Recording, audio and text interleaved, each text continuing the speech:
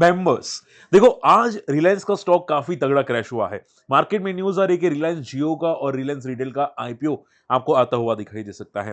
अब देखो हम लोग डिटेल में डिस्कस करेंगे जियो की फेयर प्राइस क्या 420 490 है, और अफगान स्टॉक्स जो अभी रिसेंटली लिस्ट होता हुआ दिखाई दिया, आप यहां पे देख सकते हैं। बहुत ही बेकार लिस्टिंग थी, लेकिन लिस्टिंग के बाद काफी तगड़ा जम गया। क्या ये बीटीएसटी का कैंडिडेट हो सकता था? क्या इसमें आगे क्या न्यूज है वो सभी डिस्कस करेंगे। एंड देन वारी एनर्जीज का स्टॉक बाय, क्या मोमेंटम है। ये स्टॉक हम लोगों ने डिस्कस किया था कि लिस्टिंग का हाई ब्रेक करते ही हम लोग ट्रेड कर सकते हैं। एक स्ट्रेटेजीज होती है, मैं हालांकि रिकमेंडेड नहीं करता, लेकिन स्ट्रेटेजीज होती है। तो मैंने खुद आपको स्क्रीनशॉट बताया था कि मैंने खुद ट्रेड किया था। ठीक है, अगर आपने वो मेरा वीडियो नहीं देखा, आपने काफी चीजें मिस की होगी। आप यहां पे ये वीडियो जाके जरूर चेकआउट कर सकते हैं। तो मैंने क्लियर कट बताया था। तो अभी ये सभी स्टॉक में डिस्कस करेंगे वन बाय वन क्या हो सकता है। अगर फर्स्ट टाइम हमारे चैनल को फोकस करें तो जरूर सब्सक्राइब कर लेना स्टॉक मार्केट फंडा को। और अभी एक लेटेस्ट वीडियो रखा है, अगर नहीं देखा है आप जाके जरूर चेकआउट कर सकते हैं। ठीक है, मार्केट में क्या तगड़ी और प्रॉफिट बुकिंग आ सकती है, मार्केट में कुछ स्टॉक डिस्कस किया, आप जाके जरूर चेकआउट कीजिएगा। ठीक है, चलिए स्टार्ट करते हैं। देखो मैं सिंपल वर्ड में आपको बताना चाहूंगा, आज निफ्टी के जो कारण है फॉल करने का या मार्केट का फॉल करने का कारण है वो रिलायंस है, ज्यादा से ज्यादा रिलायंस है। ठीक है, रिलायंस आज 3.25% फॉल हुआ है। अगर आप देखने जाए तो 3 सवा 3% फॉल हुआ था। ये स्टॉक इंपॉर्टेंट लेवल ब्रेक कर चुका है। अभी स्टॉक का अगला तगड़ा जो रेजिस्टेंस या तगड़ा सपोर्ट जो दिखाई दे रहा है वो यहाँ पे एक तो 1300 है जो नजदीक है सपोर्ट, और वैसे मेन सपोर्ट इसका है 1200 के आसपास। तो चांसेस है कि 1200 के आसपास ये स्टॉक आता हुआ दिखाई दे सकता है। ठीक है, अब देखो मार्केट में एक न्यूज आ रही थी, आप यहां पे डेफिनेटली न्यूज पढ़ सकते हैं, 4 घंटे पहले की न्यूज है कि रिलायंस अपना जियो का जो आईपीओ है वो आता हुआ दिखाई दे सकता है 2025 में। ये one of the biggest ever IPO हो सकता है। और मैंने हर बार आपको बताने की कोशिश की कि जब भी बड़े आईपीओ आते हैं, ठीक है, वो स्टॉक क्रैश होते हैं। आप पेटीएम को देख लीजिए, आप कोल इंडिया को देख लीजिए, या जितने भी स्टॉक है, हुंडई वाला देख लीजिए। ठीक है, अगर मैं हुंडई की बात करने जाऊं यहाँ पे, सी आप यहां पे फोकस कर सकते हैं। हुंडई लिस्टिंग के बाद फॉल होता हुआ दिखाई दिया, अब थोड़ा पुल बैक किया एंड देन और फॉल। तो जितने भी बड़े आईपीओ होते हैं वो फॉल करते हैं। ठीक है, तो ये एक चीज है जो आपको रडार पे रखनी चाहिए। रिलायंस आपको फॉल करता हुआ दिखाई दिया है। अब देखो रिलायंस जो है, अभी जो शेयर मार्केट में रिलायंस ट्रेड कर रहा है, ठीक है, तो जियो का जो प्रॉफिट है या जियो का जो रेवेन्यू है उसका 30% है।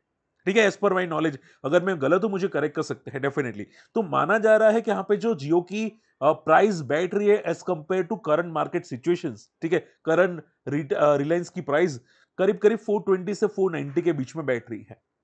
ठीक है, अब देखो जब ये आईपीओ आएगा तब प्राइस शायद थोड़ी सी ऊपर नीचे हो सकती है। अब देखो रिलायंस जियो में मैं सिंपल फटाफट क्लियर कर देता हूं।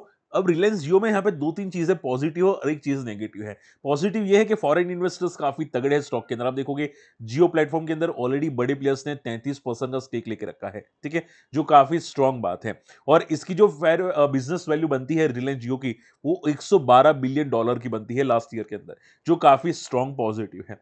लेकिन देखो सिंपल बात है, मैं आपको एक वन वर्ड आंसर देना चाहूंगा। ठीक है, अगर कोई रिलायंस की बात करे तो देखो रिलायंस का जो अभी ऑयल टू केमिकल बिजनेस वाला है ना, वो काफी अच्छा ग्रोथ नहीं कर रहा है। वो एक स्टेबल हो चुका है, एक एक टॉप पे पहुंच चुका है, बोलते हैं ना चोटी पे पहुंच चुका है। तो वहां पे कोई ग्रोथ है नहीं। रिलायंस जियो में जो ग्रोथ थी, ठीक है, वो खत्म होती हुई दिखाई दी। क्यों? क्योंकि अभी जो टैरिफ हाइक किया है उसमें ज्यादातर लोगों ने अपना प्लेटफॉर्म को छोड़ दिया है। यानी कि लोगों ने स्विच कर दिया है, यहाँ पे जियो से निकल के बीएसएनएल के अंदर जाते हुए दिखाई दी है। तो इसकी वजह से इनको काफी हद तक इंपैक्ट होता हुआ दिखाई दे। तो माना जा रहा है कि अभी जो जियो का प्रॉफिट आ रहा है, ठीक है, वो शायद टॉप बना सकता है, एक एक पीक बना सकता है, वहां से शायद जियो का प्रॉफिट डिक्लाइन हो सकता है। तो इन शॉर्ट में जियो का बिजनेस थोड़ा नेगेटिव होने वाला है फ्यूचर के अंदर। Oil to chemical business already यहाँ पे थोड़ा सा टॉप पे चल रहा है। तो ग्रोथ कोई अभी शायद ज्यादा बची नहीं है। ठीक है, मेन बिजनेस के अंदर हो सकता है कि जो रिलायंस ग्रीन एनर्जी है वहां पे शायद ग्रोथ हो। ठीक है, लेकिन वो होगा 26 27 28 के आसपास। ठीक है, जो हाइड्रोजन की बात करी जा रही है, जो ग्रीन एनर्जी बात की जा रही है, वो फ्यूचर का बिजनेस है जो अभी इंप्लीमेंट नहीं होता हुआ दिखाई दिया। तो इन शॉर्ट में अभी के लिए यहाँ पे कोई ग्रोथ नहीं है, तो इसकी वजह से स्टॉक फॉल करा है।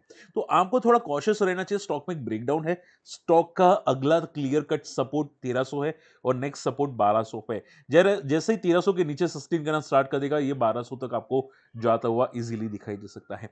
तो शॉर्ट एंड सिंपल में कॉशियस रहेगा स्टॉक के अंदर। 1200 का काफी तगड़ा सपोर्ट है रिलायंस के अंदर। ठीक है। चलिए ये बात हो गई, बात करते हैं अफकॉन इंफ्रा के अंदर। देखो अफकॉन इंफ्रा का जो स्टॉक है वो लिस्टिंग पे 8% डिस्काउंट पे था। मैंने आपको अभी वार्न किया था, आई एम श्योर याद होगा, मैंने स्विगी में आपको वार्न किया था कि अगर 20% से कम ग्रे मार्केट प्रीमियम होता है तो मैं आईपीओ में अप्लाई नहीं करता फॉर द लिस्टिंग इन। आप देखोगे एफकॉन इंफ्रा का जो है लिस्टिंग इन 3% के अनुमान थे, लेकिन स्टॉक लिस्ट होता हुआ दिखाई दिया -7%। ठीक है, हालांकि ऊपर आया था। अब देखो ऊपर आया था इसका मीनिंग नहीं है कि स्विगी भी ऊपर आएगा, ठीक है। सिंपल वर्ड बोलूंगा कि ये ऊपर इसकी वजह से आया अफकॉन इंफ्रा का स्टॉक, क्योंकि यहां पे एक न्यूज आती हुई दिखाई दी कि इसको यहां पे लोएस्ट बीडर 1000 करोड़ प्रोजेक्ट का यहां पे घोषित होता हुआ दिखाई दिया। यानी कि भोपाल मेट्रो जो बनती हुई दिखाई दे सकती है, वहां पे बिडिंग हुई थी, वहां पे 1000 करोड़ का प्रोजेक्ट में यहां पे सबसे लोएस्ट बीडर था एफकॉन इंफ्रा। तो हो सकता है इनको ऑर्डर मिलता हुआ दिखाई दे। हालांकि ये ऑर्डर मिला नहीं है, लेकिन मिल सकता है, ठीक है। इसकी वजह से स्टॉक आपको भागता हुआ दिखाई दिया फ्रॉम द बॉटम। बात समझ में आ रही है? लेकिन देखो स्टॉक थोड़ा ओवर वैल्यूड है। ये जो अफकॉन इंफ्रा का स्टॉक है थोड़ा ओवर वैल्यूड आपको दिखाई दे रहा है। उसका आप रीजन यहाँ पे देख सकते हैं। स्टॉक अगर बात करी जाए 37 की पी पे ट्रेड करा है, थोड़ा सा महंगा है। एंड इसका पिछले 4-5 साल के अंदर कोई तगड़ा ग्रोथ नहीं है। अगर आप बात करें जाए तो रेवेन्यू बहुत हल्का सा ग्रो हुआ है, ठीक है। 1000 करोड़ का रेवेन्यू ग्रोथ पर ईयर आपको ग्रोथ होता हुआ दिखाई दिया, which is very very small, ठीक है। तो ग्रोथ कोई ज्यादा तगड़ा यहाँ पे नहीं दिखाई दे रहा, जिसकी वजह से स्टॉक आपको ज्यादा लिस्टिंग अच्छी दिखाई नहीं दी है, ठीक है। हो सकता है लॉन्ग टर्म में अच्छा करे, लेकिन इसके कंपेयर में मार्केट में बहुत सारे अच्छे सस्ते स्टॉक है।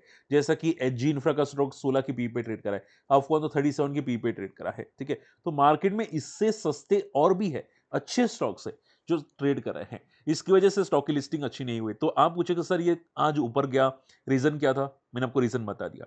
कल हो सकता है थोड़ा ऊपर है, लेकिन कॉशियस रहना, स्टॉक में क्लियर कट रिस्क हो सकती है, ठीक है। हाँ, आपको अगर लिस्टिंग का हाई ब्रेक करे, आपको ट्रेड करना है तो 2 बजे के बाद देखिएगा, ठीक है। अभी नहीं, 2 बजे के बाद, ठीक है। कल टुमारो 2 बजे के बाद अगर लिस्टिंग का हाई सस्टेन करता है और स्टॉक टॉप पे रहता है तो। अगर वारी एनर्जीज की बात करनी जाए, ठीक है, तो आप देखोगे लिस्टिंग के बाद स्टॉक ने जो हाई मारा था वहां पे डी हाई पे सस्टेन किया था। तो इसकी वजह से मेरी स्ट्रेटेजी वर्क की थी और स्टॉक उसके बाद ज्यादा ऊपर जाता हुआ दिखाई दिया। लेकिन इसमें यहां पे डी हाई पे डेफिनेटली सस्टेन करा, लेकिन ये फर्स्ट डे है यहां पे अफकॉन्स का, ठीक है।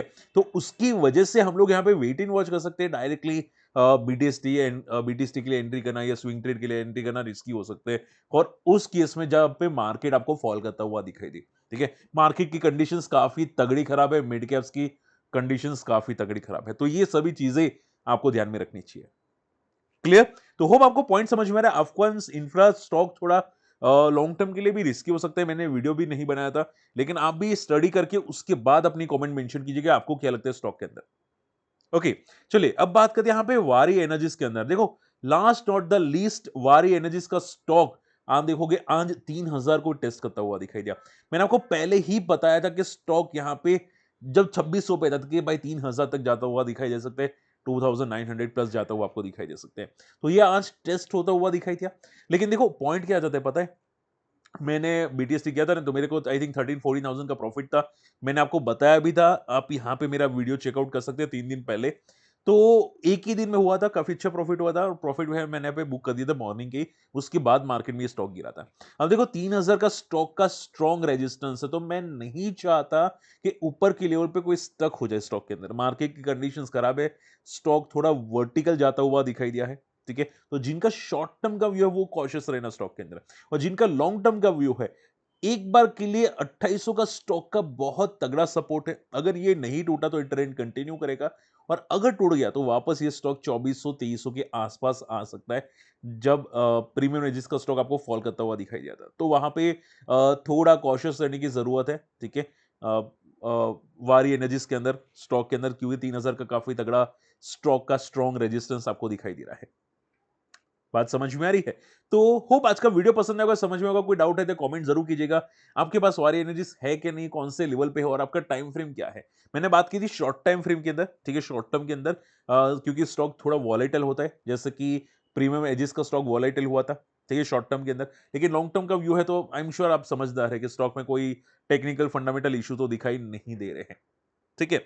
ओके, आई होप वीडियो पसंद आ रहे। कोई डाउट हो तो कमेंट कीजिएगा। अगर आपको अकाउंट ओपन करना है, हमारे लिंक से अकाउंट ओपन कर सकते हैं और हमारी इन्वेस्टर्स कम्युनिटी को जरूर ज्वाइन कर सकते हैं। ठीक है, आप जीरोधा के अंदर अकाउंट ओपन कर सकते हैं।